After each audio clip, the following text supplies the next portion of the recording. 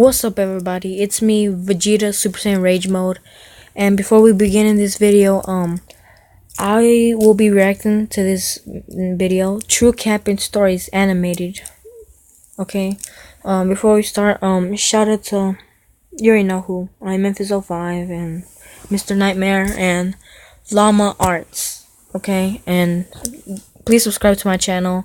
Give a like, and if you did subscribe, leave a comment down below that saying that you subscribe. And if you do subscribe, turn on your notifications.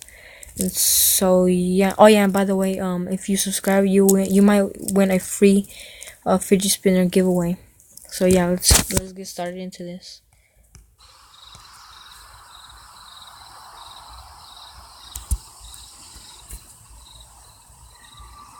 So me and a couple of my buddies went camping last summer alongside the Willamette River. We actually had a decent hike into the deep end of woods. We did some night fishing, listening to music, and basically drank to the point where everything was funny later in the night. I would guess we finally called it a night somewhere past 2 a.m. I shared a tent with one of my buds, while the other two shared another tent. We heard them laughing about something. At first we laughed at the sound of their laughing, but it soon got annoying and we yelled for them to shut up. One of them responded, "It isn't us." I sat up, startled at the response. I came to realize that it was the sound of only one person laughing, and it didn't sound like either one of my friends. Even in my drunk state, I realized how odd it was for somebody to be out this far in the woods so late at night. The laughing gradually got closer and louder to our campout. My friend shot up and looked at me with a worried look on his face. I heard my other friends scream over to us that they were getting freaked out. As the laughing got even closer, I could make it out very clearly to be the laugh of a male, probably in his 30s or 40s. He sounded like he was as drunk as us, messing around with friends, but we only heard his laugh, nobody else.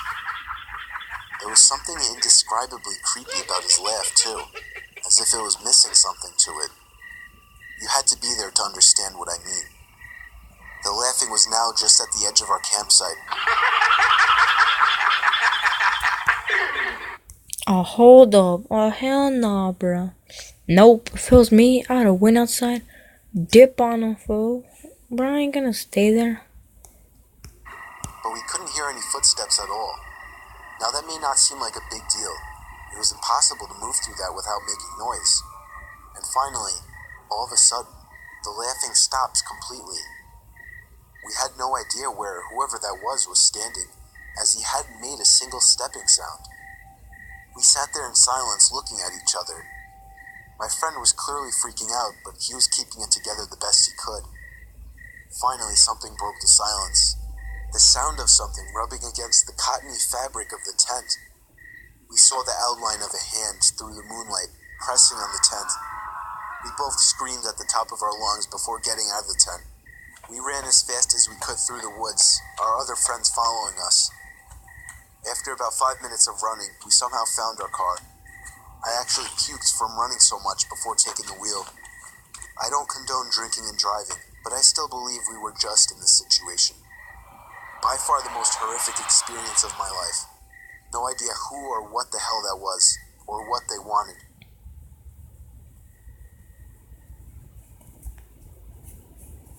Wow.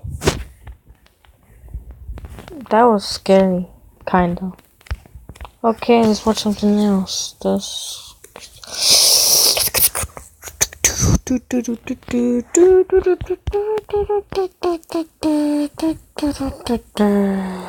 the?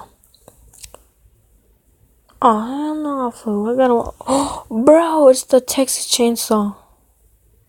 Oh, I thought that looked like Leatherface for a second.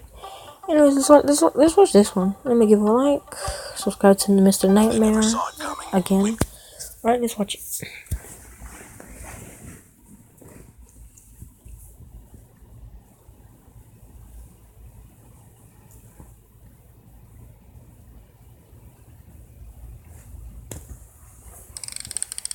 That is so creepy. I swear to God.